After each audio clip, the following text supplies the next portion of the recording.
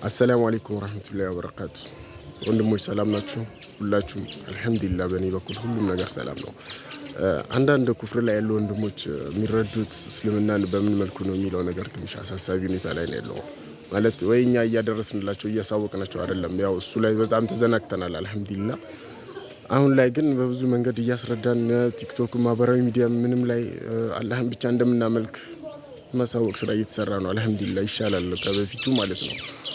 እና እስልምናም የሚያዘው ምንድነው? አላህን ብቻ እንድንገዛ ነው። ማንንም ነብዮችን እንድንገዛ አይደለም የሚያዘን። ነብዮችን እናከብራለን፣ አላህን እንገዛለን። መንገዱ ትክክለኛው መንገድ ማለት ያ ነው። አላህን መገዛት፣ ነብዮችን ማክበር፣ መውደድ እነሱንም ማለት ነው።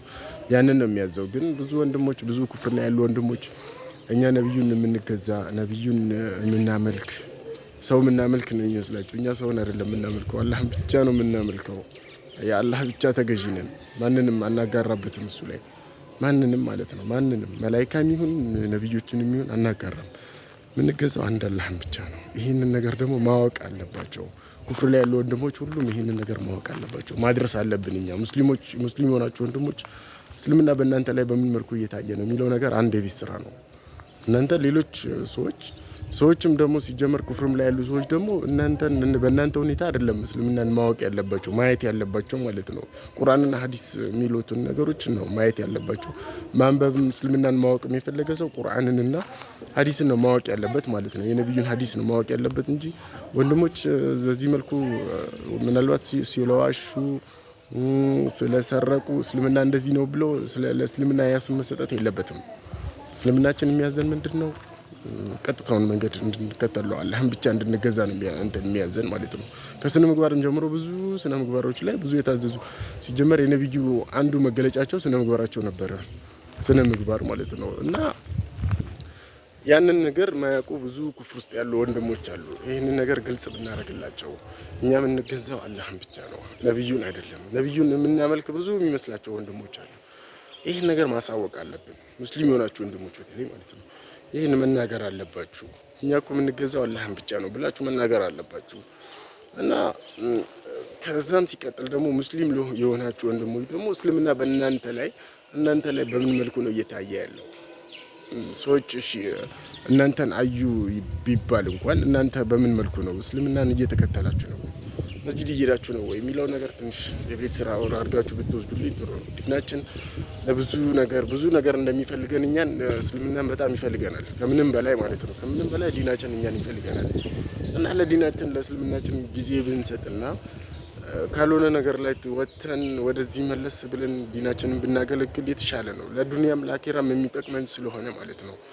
ለዱንያም ወላሂ የምሬ ነው የምላችሁ። አሁን እኛ የአኺራን ስራ ስንሰራ ዱንያችንን ይችላል ማለት ዱንያችን ገደል ሊሆነ ይመስለናል። ግን እንደዛ አይደለም። አንተ የአኺራን ስራ የተፈጠርነውም ሲጀመር ለአኺራችን ነው። አላህን ለመገዛት ነው። ለሌላ ነገር አልፈጠርኩም ነው ብሎ ያለው። ስለዚህ አላህን ለመገዛት ተፈጥራ አንተ ለሌላ ነገር ለሌላ ዓላማ እንትን ስትል ዱንያም አኺራም የተበላሸ ነው የሚሆነው። ግን አንተ አኺራን ከአላህ ጋር ያለን ነገር አስተካክለህ በቀጥተኛው በትክክለኛው መንገድ ላይ ሆነ ስትጓዝ ወላሂ የዱንያ ነገር ምንም አያስጨንቅም። አላህ ራሱ ነው እንዴት አድርጎ ቦታ እንዲያሳዝልህ እንዴት አድርጎ እንትን እንዳላለ ምንም የምታውቀው ነገር የለም። ያ በራሱ ብዙ የምትታጀብበት ተአምር አለ። የሚገርም ነገር ማለት ነው። ይሄንን የምታውቀው ስትኖርበት ነው። ካልኖርክበት ይሄን ልትረዳው አትችልም። እና ሁሉንም ነገር ትታችሁ ጎን ለጎን ማስኪዱ ችግር የለውም። ግን አላህን መገዛት ላይ ብታተኩሩ፣ መስጂዶች ላይ፣ መድረሳዎች ላይ፣ ቂራት ላይ ምን ላይ ብታተኩሩ፣ በተለይ ደግሞ አሁን ረመዳን መጥቷል። በዚህ መልኩ አሁን ባለንበት ሁኔታ ረመዳን መጥቶ የሚገባ ከሆነ በጣም አስቸጋሪ ነው። ወላሂ ወደ ተውበት ብንመለስ ይሻላል። ሁላችንም ማለት ነው። ከኔም ጀምሮ ወደ ተውበት ብናደርግ ይሻላል። ተደብቀንም በግልጽም ከምንሰራቸው ወንጀሎች ተውበት ልናደርግ ይገባል። ወላሂ በጣም አስጨናቂ ነው ያለንበት ሁኔታ፣ በጣም ከባድ ነው።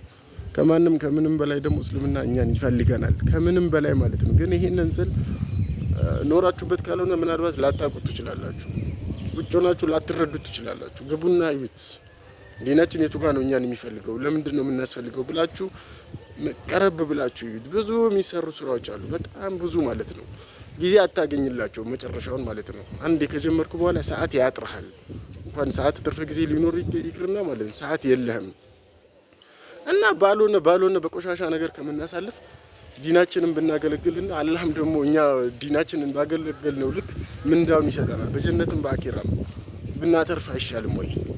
ያለንበት ከቆሻሻ ስራ ወጥተን ወደ አላህ ተመልሰን እስልምናንም ቢሆን ማድረስ ያለብንን ወንድሞች ማወቅ ያለባቸውን ኩፍር ላይ ያሉ ወንድሞች ትክክለኛውን እስልምና ማድረስ አለብን። ይሄ ኃላፊነታችንም ግዴታችንም ጭምር ነው።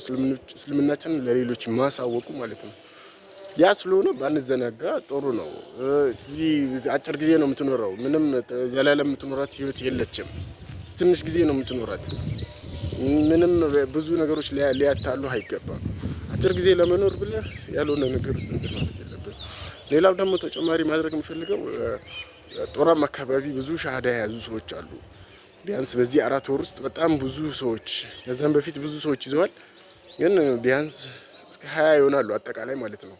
ከ20 በላይ ነው በዚህ 4 ወር ውስጥ ወደ እስልምና የመጡ ጦራ ከተማ ውስጥ ማለት ነው። እነዛም ወንድሞች በምን መልኩ ነው ያሉት? ወንድሞች እየዘየራችሁ ነው ወይ የሚለው ነገር አንድ የቤት ስራ ሆኖ ቢታይልኝ ጥሩ ነው። ማለት መንከባከብ ያስፈልጋል። እነሱን ከሻሃዳ ከያዙ በኋላ የት ነው የሚሄዱት? ድሮ ክፍር ላይ ከነበሩ ጓደኞቻቸው ጋር ነው ወይ የሚሉት የሚለውን ነገር በመንገድም ላይ ቢሆን ስታገኙ እንዴት ነው እያያችኋቸው ያላችሁት? እና ከዛ በኋላ ሻሃዳ ከያዙ በኋላ የት ነው እየጣልናቸው ያለው ነገር? ይሄ አንድ ቤት ስራ ሆኖ ብታስቡልኝ መልካም ነው። እና ሌላ ደግሞ መናገር የምፈልገው ይሄ በቃ እኛ እስልምናን የማድረስ ግዴታ አለብን። የማንንም እምነት እንትን አንልም ማለት ኦርቶዶክስንም ሲጀመር የእምነት ሰው ስትሆን የትኛውንም እምነት አክብረ ነው የምትኖረው። የትኛውንም እምነት ንቀፍ የሚልህ እንትን የለም። በቁርአንም በሐዲስም ማለት ነው። ከሁሉም ጋር ተቻችለ ተከባብረ ኑር ነው የሚለው። ወንድም ከኩፍር ላይ ካሉ ወንድሞች ሳይቀር በፍቅር እንድትኖር ነው የሚያዝህ። የእምነት ሰው ስትኖር ከየትኛውም ሰው ዘርን፣ ብሔርን ምንን ሳትመርጥ በፍቅር እንድትኖር ነው የሚያዝህ። ሲጀመር ውስጥህም ቢሆን ያን ነገር ነው የሚፈልገው ከትእዛዙም በተጨማሪ ማለት ነው። እና ምናልባት እኔ ላጠፋ እችላለሁ። እኔ ያልሆነው ነገሮችን ልጽፍ እችላለሁ ፌስቡክም ላይ በሌላ ሚዲያ ማለት ነው ልናገርም እችላለሁ። ግን ያ የእስልምና መገለጫ አይደለም። እስልምናችን እንደዛ አዞን አይደለም። እኔ በማወራው ነገር እንትን ብሎኝ አይደለም። ኢንሻአላህ አላህ ሊያሳስት ይችላል። ሰይጣን ምንም ብዙ ፈተናዎች ናቸው ያሉት። እና እኔ መጥፎ ነገር ካወራኝ ከሰይጣን ነው። መልካምን ከተናገርኩኝም አላህ ለኔ ከይር ነገር መርጦልኝ ነው። እና ወንድሞች ብዙ እንሰራ መልካም ነው ላለኝ። አሰላሙ አለይኩም ወራህመቱላሂ ወበረካቱ።